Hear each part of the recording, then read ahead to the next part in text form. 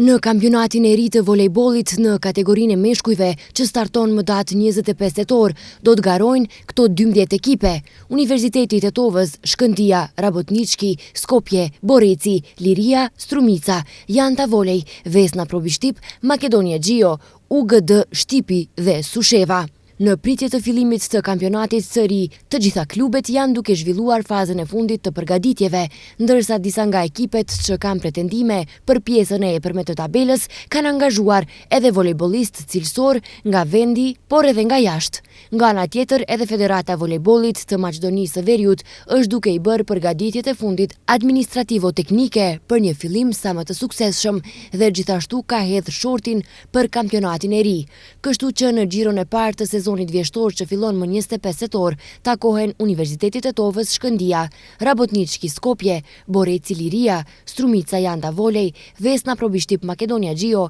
dhe Susheva UGD Shtip.